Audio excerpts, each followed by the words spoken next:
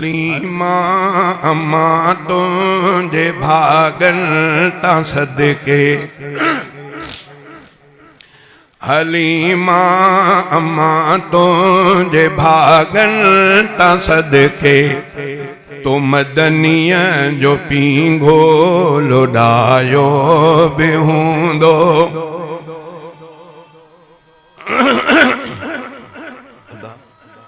बोले कयो अजान ते थियो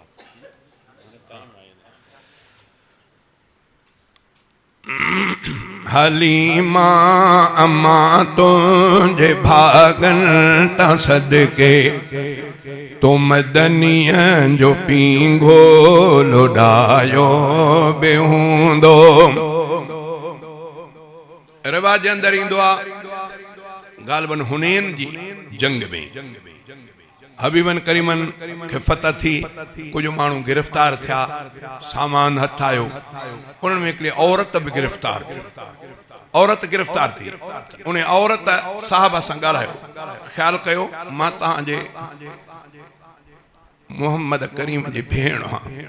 ख्याल कजो तो उन्होंने चयो तूं केरु चए मां तव्हांजे मोहम्मद करीम जी भेण हाँ तने साईं जन वटि अचे अर्ज़ु कयूं त साईं हिकिड़ी औरत गिरफ्तार थी आहे उहा चए थी त मां तव्हांजे मोहम्मद करीम जी भेण हाँ साईं जन फरमायो मुंहिंजी भेण चए साईं ईअं थी चवे पाण फरमायो वठी आया कुराड़ी हुई साईं जन जाॾो अची वेठी ॿुधाई तदा तव्हां मूंखे नथा सुञाणो मां दाई हलीमा जी न्याणी तॾहिं साईं जन फरमायो मां शेमा मां नंढड़े तव्हांखे खणी घुमाईंदी हुअसि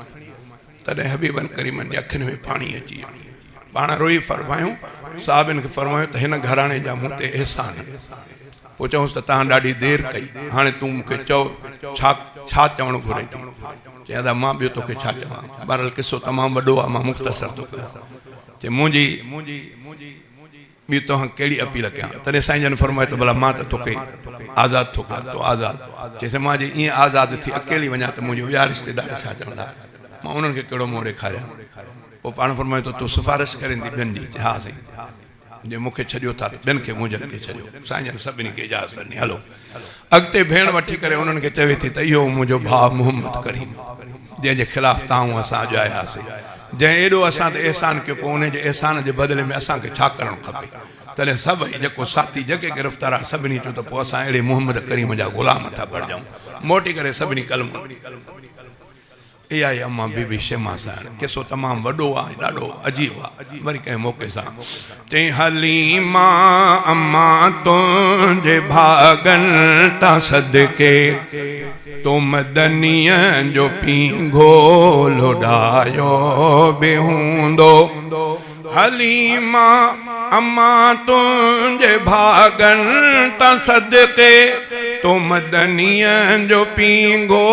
लोडायो बेहूंदो तो वेंजार सिंगार पाराए सुरमो